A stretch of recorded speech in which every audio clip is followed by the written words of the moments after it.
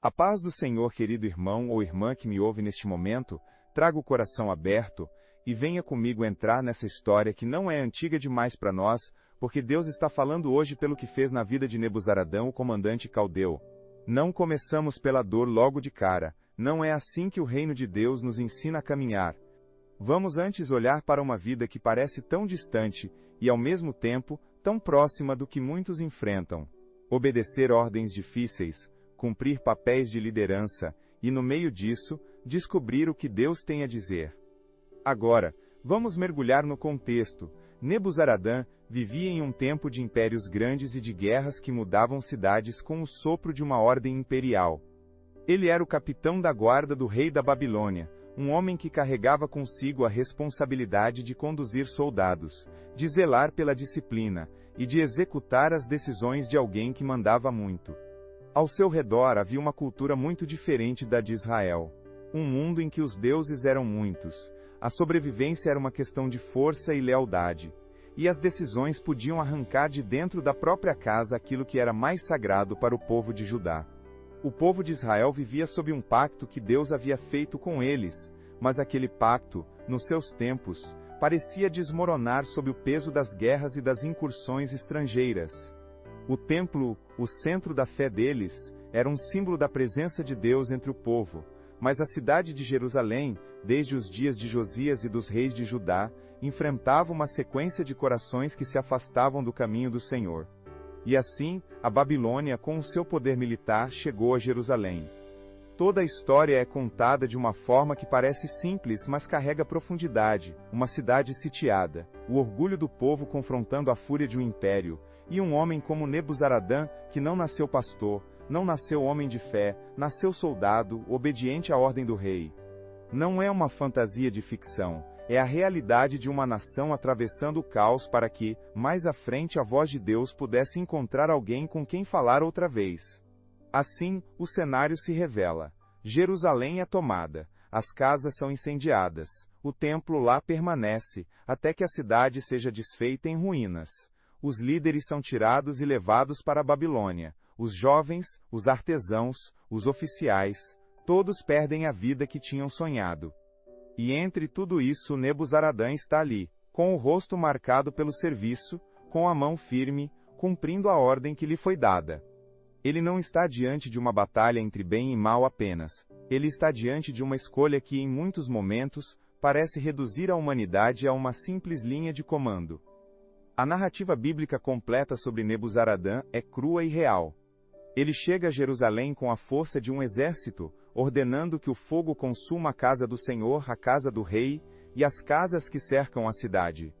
Ele não é mostrado como um herói de moralidade impecável. Ele é um homem que aceita o peso de uma missão imperial, que sabe que haverá consequências para muitas pessoas, inclusive para aqueles que não escolheram aquele destino.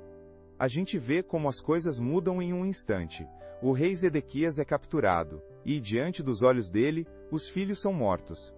Depois disso, lemos que o próprio governante é cegado e levado para a Babilônia em fetos de bronze, para que não pudesse mais ver o que se ergueu contra o poder daquele tempo. Não é apenas uma sequência de nomes e fatos, é uma cena de dor real, de famílias despedaçadas, de promessas quebradas, de uma cidade que se desfaz em cinzas. Nebuzaradã, como pessoa concreta, não é apenas uma voz em um registro histórico. Ele é alguém que carrega a responsabilidade de cumprir ordens que murcham ou fortalecem o espírito de um povo. Em meio a isso, ele age com uma disciplina que revela o dilema do poder: proteger a segurança do império, manter a ordem entre os soldados, cumprir cada comando, mesmo quando ele mesmo sabe que está mexendo com vidas que não escolheram estar ali. E aqui chega a ponte com a dor que você carrega hoje, meu amigo, a falta de mentores cristãos na área profissional. Quando olho para Nebuzaradã, não o endeuso nem o demonizo moralmente, mas vejo alguém que atua em uma função de liderança em um tempo de grande incerteza. Em sua esfera as decisões tinham consequências imediatas para muitos. E, ainda que ele tenha seguido ordens, a história aponta para um vazio que atravessa os séculos. Sem alguém que guie, que inspire, que ensine a ética do reino nos negociações, as pessoas acabam caindo em atalhos que parecem seguros, mas que ferem a dignidade do outro. Hoje, Você que trabalha em uma mesa de negociações, em uma sala de reuniões, ou que empreende, sabe que a ausência de mentoria cristã não é apenas a falta de aconselhamento. É a falta de uma bússola que indique como falar a verdade, como cumprir contratos, como respeitar quem está do outro lado da mesa. Nebuzaradã executou um papel, mas o que nos faz pensar não é o papel, e sim o que acontece quando faltam guias fiéis. O caos, a tentação de atalhos, a frequência com que se perde a visão de que a honestidade não é apenas uma estratégia, mas uma forma de viver diante de Deus. E é nessa linha que a nossa vida pode ser transformada pela ética do reino, que não é uma teoria distante, mas uma prática que chega à mesa de negociações, aos contratos, às parcerias, aos gestos de liderança que você precisa executar ali, onde está. No plano prático, a aplicação é simples e firme. A ética do reino nas negociações não é apenas um ideal, é um conjunto de atitudes que se tornam hábitos. Primeiro, falar a verdade, com palavras que não envergonhem o outro, que não transformem as pessoas em números ou em peças de uma operação. Segundo, agir com justiça, usar balanças honestas, não se servir da desinformação ou de pressões indevidas para vencer a qualquer custo. Terceiro, tratar cada pessoa com dignidade, desde o funcionário que parece invisível até o cliente mais exigente. O livro de Provérbios capítulo 3 versículos 5 e 6 nos lembra: confia no Senhor de todo o teu coração, e não te estribes no teu próprio entendimento, reconhece-o em todos os teus caminhos, e ele endireitará as tuas veredas. Essa insistência na confiança não é convite à passividade, é a afirmação de que a base segura para a negociação é a dependência de Deus, não o domínio humano. Além disso, a soberania de Deus sobre o caos e a incerteza é uma promessa que atravessa as paredes do mercado. O livro de Salmos, capítulo 46, versículo 10, nos diz: fiquem quietos e saibam que eu sou Deus. Serei exaltado entre as nações, serei exaltado na terra. Em tempos de incerteza, lembrar que Deus governa o caos nos dá coragem para agir com integridade. Então, quando o peso da dor de não ter mentores cristãos na área profissional aperta o peito, a resposta não vem da força humana que tenta compensar a falta, mas da fidelidade a Deus que orienta cada passo, liderança com humildade, decisões que priorizam a justiça, relacionamentos que devolvem dignidade aos outros.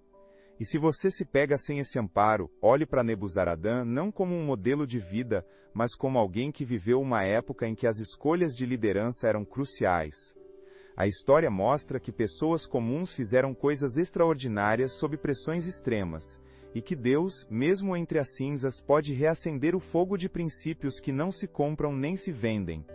A ética do reino, hoje, pode iluminar as negociações que você conduz.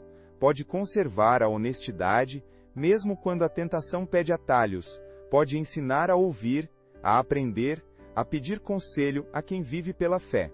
E é nesse espírito que concluo, Deus continua agindo hoje como agiu na vida de Nebuzaradã, inclusive na área de falta de mentores cristãos na área profissional. Ele não deixou a sua igreja desassistida, nem deixou você carregando sozinha a responsabilidade de trilhar caminhos justos sem apoio. Que a oração que segue não seja apenas um momento, mas uma atitude de entrega contínua diante de Deus, para que o Senhor traga mentores, guias, mentoras, pessoas que caminhem com você, que possam abrir portas de oportunidade sem sacrificar a integridade, que possam manter firme a sua fé mesmo quando a ventania é forte. Senhor, eu clamo por meus irmãos e irmãs que trabalham no mundo das negociações, que enfrentam decisões que afetam a vida de pessoas. Que caia por terra toda pressão que tenta corromper a justiça, que a tua verdade guie cada contrato, cada reunião, cada assento à mesa. Sustenta-os com a tua sabedoria, abre portas de mentoria cristã que falam a verdade com amor, fortalece o coração daqueles que carregam responsabilidades, e que, em meio ao caos, eles saibam que tu estás no controle. Consolida a esperança de que a soberania divina não é apenas uma ideia bonita, mas uma presença real, que transforma o jeito de agir, de falar e de negociar. Que a tua paz inunde cada espaço de trabalho, que a integridade seja o testemunho vivo da tua graça, e que onde houver dúvida, haja orientação, onde houver tentação, haja firmeza, onde houver vazio, haja mentores que apontem para ti, Senhor. Em nome de Jesus, amém. E se esse ensino tocou o seu coração, eu o convido a se inscrever no canal, curtir este vídeo e compartilhar com outras pessoas que precisam ouvir essa palavra, para que juntos possamos viver a ética do reino onde estivermos, em cada negociação, em cada casa, em cada igreja.